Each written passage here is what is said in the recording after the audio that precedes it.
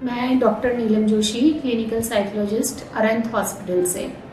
आज हम लोग यहाँ पे बात करेंगे जो टीनेजर बच्चे हैं, स्कूल गोइंग 12 साल से लेके 16, 17, 18, 19 साल तक के बच्चों में जो सेक्सुअल संबंधी जो प्रॉब्लम्स आती हैं उनके बारे में हम डिस्कस करेंगे।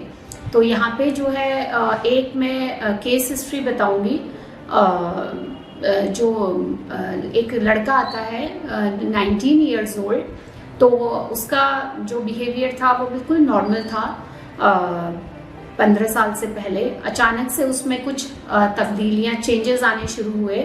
तो वो पढ़ने में ही इज़ गुड, परफॉर्मेंस बहुत अच्छा, बोलने वाला, बातचीत करने वाला, गेम्स वगैरह में पार्टिसिपेट करने वाला बच्चा था। तो अचानक देखा कि उसके बिहेवियर में सडनली कुछ चेंजेस आने लगे, जिसमें वो बहुत ज़्यादा एग्रेसिव, गुस्सैल और किसी से बात नहीं करना, घर पे मम्मी पापा से इरिटेट होना, 24 घंटे कमरे में बंद रहना। जो उसका एजुकेशनल क्वालिफिकेशन था वो धीरे धीरे गिरने लगा। तो पहले फर्स्ट टाइम पेरेंट्स को भी अंदाज नहीं आता है, क्योंकि ये ऐसा टॉपिक है या ऐसी प्रॉब्लम है कि नॉर्मली किसी का दिमाग नहीं जाता है कि इस तरीके की प्रॉब्लम भी बच्चे में हो सकती है, चाहे वो किसी का भी बच्चा हो, आपका हो या हमारा हो। तो उन्होंने पहले जो भी बेसिक उपाय थे, नॉर्मली डॉक्टर पे जाना या कोई और बिलीव्स हैं उनको करके उसको बच्चे को शांत करने की कोशिश करी। उन्हें नहीं पता चला एग्जैक्टली बच्चे में प्रॉब्लम क्या आ रही है।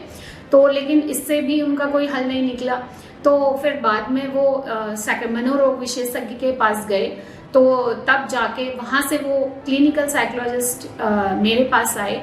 तब जाके ये क्लियर हुआ कि एक्चुअल बच्चे में असेसमेंट, उसके इंटरव्यूज, उसके जो भी उसके साथ में एक रेपो बनाने के बाद 4-5 सिटिंग के बाद उसने बताया कि एग्जैक्टली उसके साथ में क्या हो रहा है। तो उसको जो डायग्नोस हुआ वो एक्स्ट्रा मास्टरबेशन, जो कि वो 17 इयर्स में उसको डायग्नोस हुआ। जबकि वो एक बहुत ही शाय नेचर का बच्चा है। उसका कोई बहुत ज़्यादा किसी भी तरीके से गर्ल से या किसी भी इस तरीके का कोई उसका बिहेवियर नहीं था। पढ़ाई में वो बच्चा बहुत अच्छा था। उसके अलावा फ्रेंड सर्कल भी नॉर्मल, घर पे रहना।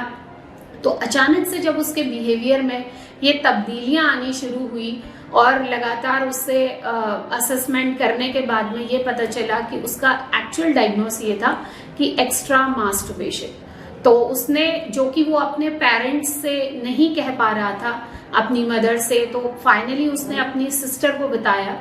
तो सिस्टर ने उसको कन्वे किया कि आप साइकोलॉजिस्ट पे, साइकेट्रिस्ट पे जाइए और इस चीज़ को दिखा के आगे की जो भी प्लानिंग है वो हम करने को रेडी हैं। तो जब वो बच्चा आया, सबसे पहले इसमें तो उसकी साइकेट्री जो मेडिसिन थी, जिससे जो उसके अंदर एग्रेशन या एक्यूमुलेट हो रही होंगी चीज़ें, क्योंकि उसको स्कूल, यहाँ तक उसको कॉलेज में भी प्रॉब्लम होने लगी थी। तो ये सारी चीज़ें पहले तो कुछ 6 मंथ्स तक उसकी मेडिसिन चली, जिससे ये चीज़ें थोड़ा सा नॉर्मल आ जाए। पर उसके अलावा वो थोड़ा, जो बहुत टॉकेटिव था, बातचीत करता था, गुमसुम रहने लगा। डेली लिविंग स्किल्स जो होते हैं, रोज़ नहाना, कपड़े धोना, अपने स्टडीज़ में मन लगाना, वो सारी चीज़ें उनके पेरेंट्स ने देखा कि वो कहीं ना कहीं लैक कर रहा है। तो फिर वो आए। उसके बाद जब डायग्नोस करके देखा तो उससे बातचीत करके कि उसका फ्रेंड सर्कल टूट चुका था, स्टडीज़ में वो बहुत डाउन आ चुका था। तो ये सारा उसका असेसमेंट करके, जो भी उसका आगे का स्ट्रैटेजी उसके बिहेवियर को देख के बनाना, उसके बाद साथ में उसकी मेडिसिन्स चलना, उसका डे टू डे का फॉलोअप लेना, उसके नेचर के अकॉर्डिंग उसका लेसन प्लान बना के उसको मोटिवेट करना, और उसकी जो भी कमियां आ रही हैं, चाहे वो फ्रेंड सर्कल में आ रही हो, उसके बात करने में आ रही हो, शेयरिंग करने में आ रही हो, तो उसको एक एक पार्ट को पकड़ के उसके गोल्स डिसाइड करके उसको कंप्लीट करना। तो 3 मंथ्स में जो है उस बच्चे में काफ़ी चेंजेस आने लगे। अभी प्रेजेंट में भी वो आ रहा है हम लोगों के पास में। तो उसके गोल्स डिसाइड करके उसकी जो सारी उसकी पर्सनालिटी वीक, एक डिसऑर्डर के कारण कमजोर पड़ गई है, उसको धीरे धीरे पिकअप करना। और एक नॉर्मल स्ट्रीम में जोड़ना। नॉर्मल स्ट्रीम में बच्चे को जोड़ने के लिए उसका जो पर्सनैलिटी के हर एक पार्ट है जहाँ पर वो वीक हो गया है उसके हम गोल्स बनाएंगे और उनको इम्प्लीमेंट करेंगे। तो हाफ एन आवर का सेशन होता है इसमें, और उसके अलावा उसकी घर पे भी मॉनिटरिंग कि वो उस काम को प्रॉपर तरीके से कर रहा है या नहीं कर पा रहा है।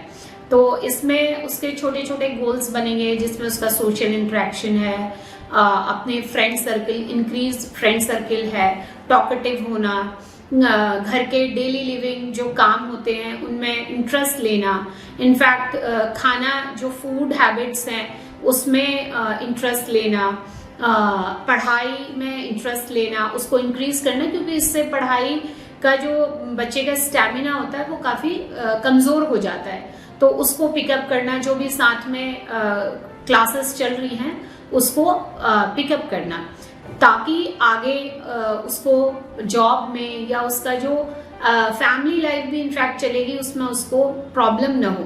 तो लगातार इस तरीके के थेरेपी सेशन से और काउंसलिंग सेशन से उसको लॉन्ग टर्म लाइफ में फायदा होगा।